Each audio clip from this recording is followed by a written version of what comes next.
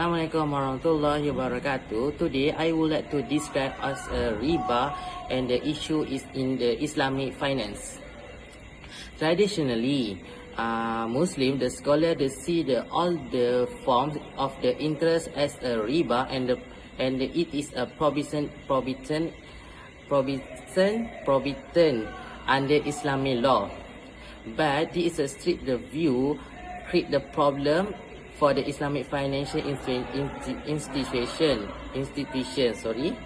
because the modern economy often use a practice that look like interest.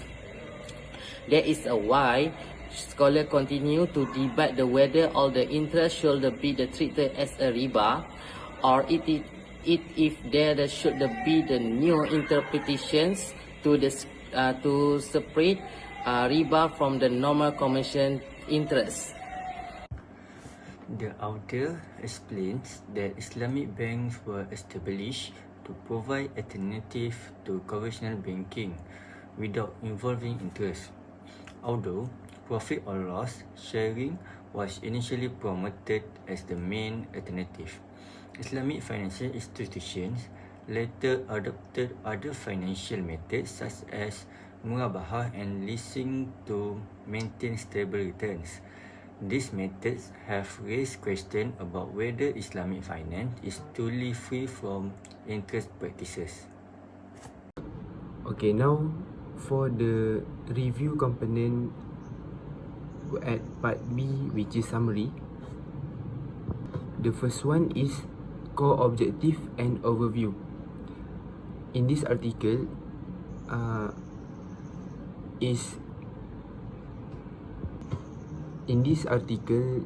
it is show a specific recheck about the concept of riba that apply in modern Islamic finance now. In contemporary practice, orthodox Islamic banking equates all forms of bank interest with the Quranic prohibition, which is that Quran haram that the things of riba. Muhammad Akram Khan argue that this literalist blanket equation creates several operational and ethical dilemmas, forcing Islamic financial institution, which is IFI, to use these illegal stratagems that in another word is called hiyal, that make customer confused, to mimic conventional banking under the guise of Sharia compliance. The articles also seeks to offer an alternative contemporary framework to resolve this contradiction. And the next one is key points and arguments. One of the key points in this article is the threat of modern Islamic banking practice. The writer explained that some Islamic banks use Islamic terms such as murabahah and tawarruk, but the system still works same, almost like conventional banks. And the next one, the writer discussed the nature of riba al-jahiliyah. During the Jahiliyah period, poor people who could not pay their debt, they need to pay double or increasing debts, which is this cause injustice, and the borrowers not get a good treatment. And lastly, the writer also explained the impact of inflation and fiat money. In modern times, money value changes because of inflation. For example, the value of money today is not the same in the future. So, the writer believes that this should be considered in financial transaction. And the last one is key findings. For the key findings, the writer found that the prohibition of all interest in Islamic finance still has inconsistencies. This is because many Islamic banking products still use systems that are almost same, like conventional banking. Besides that, the writer states the main issue in riba is exploitation and injustice towards borrowers, especially for the poor people, and it's not only the interest itself. And lastly, the writer also explained that adjusting the real value of money is important because of inflation. For example, the value of money today may decrease in the future, so the adjustment are needed to make sure the fairness and the fairness for both sides. That's all. I would like to present the critique of the article titled Riba in Islamic Finance, some fresh insight by Muhammad Akram Khan. One of the main strengths of this article is the clear explanation of the concept of riba from both Islamic and economic perspectives. The author explained the topic in a systematic way, making it easier for readers to understand why riba is prohibited in Islam. Besides that, the article uses strong Islamic references such as the Quran, Hadith, and opinion from Islamic scholars. This increases the credibility of the discussion and strengthen the author's arguments.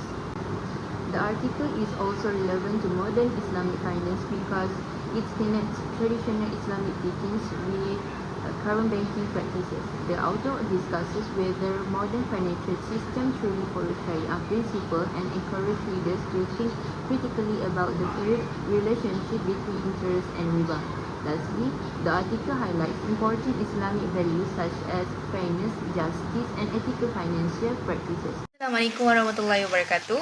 My name is Pratul Ain binti Muhammad Basir and my matric number is 825-84701.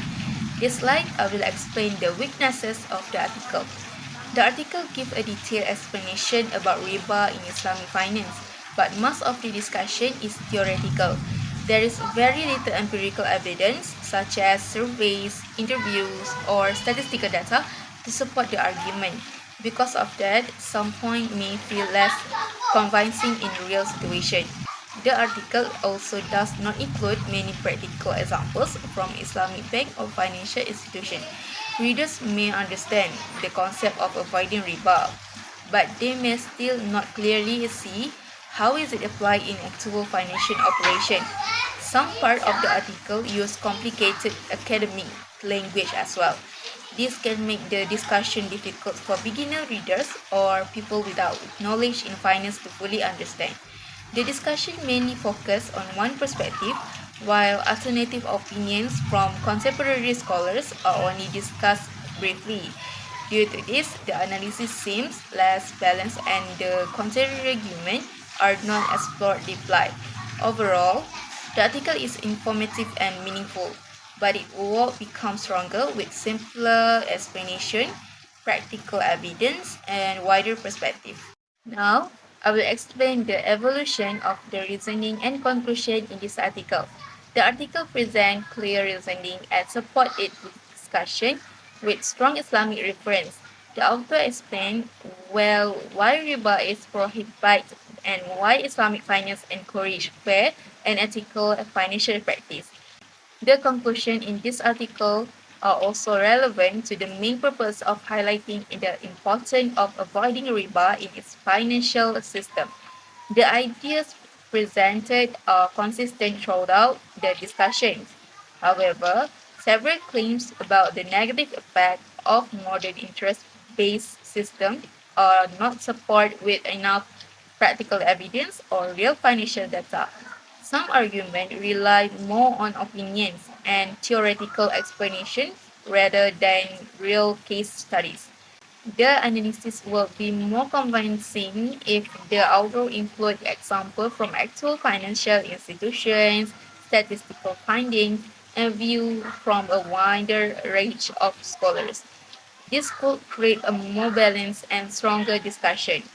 Overall, the article successfully explained the Islamic perspective on riba, but there is still room for improvement in terms of evidence and depth of analysis.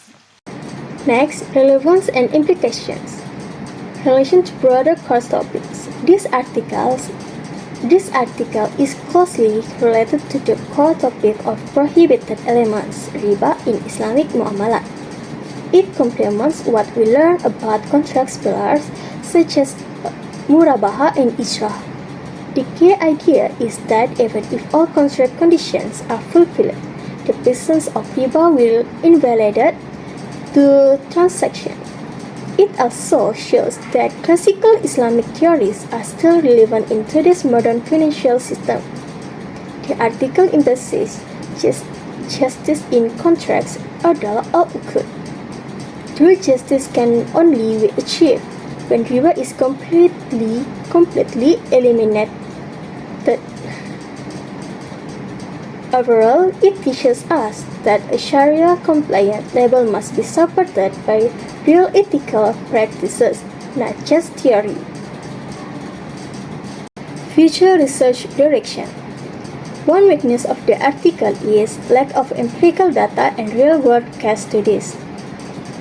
Future improvements. Researchers should use real economic data, provide evidence that riba-free system can survive crisis and inflation. This will make Islamic finance more convincing globally. New areas to explore. More research is needed in fintech and digital assets. More research is needed in fintech and digital assets. Examples include cryptocurrency and reward mechanisms.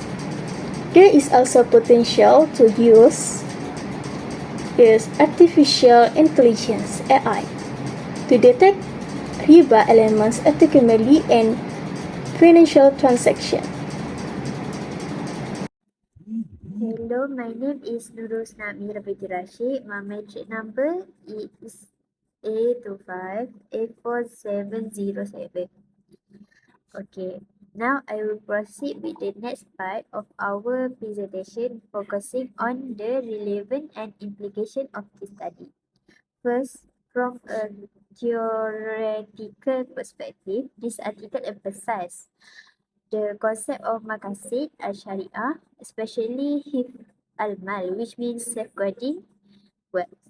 It shows that prohibiting riba is not just a religious rule, but a practical economic solution to prevent wealth from being concentrated only among the rich. Furthermore, it introduced two models, risk sharing in Islamic system which promote fairness and risk transfer in the convenience system which can cause economic imbalance. Moving on to the practical perspective, this topic is highly relevant to the Islamic banking industry in Malaysia, especially regarding buy now pay later scheme. There is a vital concern that hidden fee might turn into riba if they are not strictly regulated. Therefore, bank and Sharia advisor must ensure all the products are transparent and fair. This aligns with Bank Negara Malaysia guidelines to protect society. By doing so, we can elevate and ensure ethical banking that benefit the whole community. Did you know that the gap between Islamic and conventional banking isn't as huge as we think? It all comes down to how we redefine riba for the modern world. According to the Quranic principle of justice, interest is only considered haram riba when it leads to social oppression. We're talking about exploitation, like charging interest to the poor or hitting people with double leg. But when it comes to healthy commercial transactions, things like business loans to grow the economy or protecting your hard-earned savings from inflation, interest here is actually reasonable and practical. So this paradigm shift changes everything. It's time for Islamic financial institutions to move away from this just selling the halal versus haram slogan. Instead, they need to focus on what truly matters, operational efficiency and service quality that actually benefits society.